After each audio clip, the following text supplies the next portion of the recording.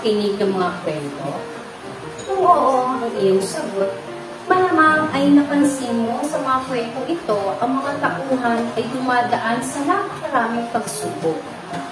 Naisip mo ba kung ano ang tawag sa mga ito at kung bakit kailangang mangyari sa mga tauhan? Tinatawag natin ang mga ito na tunggalian.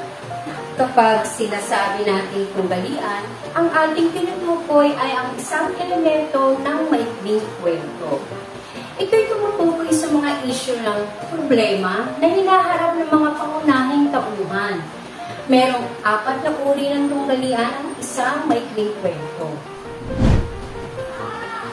Una ay ang panloob na tunggalian. Ito ay ang uri ng tunggalian na nangyayari sa loob mismo ng tauhan. Dito ang kanyang pangunahing kalaban ay ang kanyang sarili at ang kanyang problemang internal.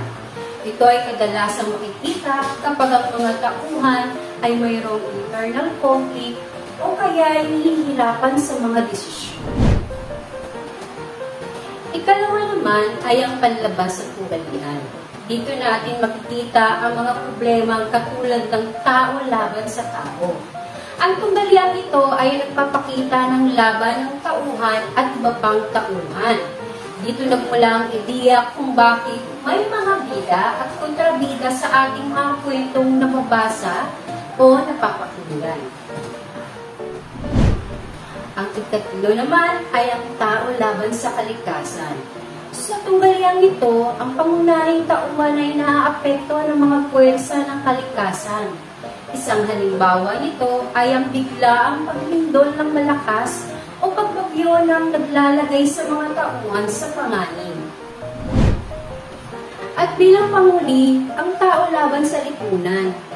Dito ang pangunahing tauhan ay lumalaban sa lipunan.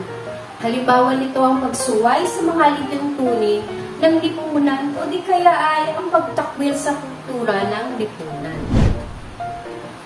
Ngayong nalalaman mo na ang 4 na tunggalian, handa ka nang magbasa ng isang kwento na maaari nating kakitaan ng mga tunggaliang ito. Sa iyong pagbabasa, nais kong hanapin mo ang mga pangyayari na nagpapakita ng iba't ibang uri ng tunggalian batay sa tinalakay.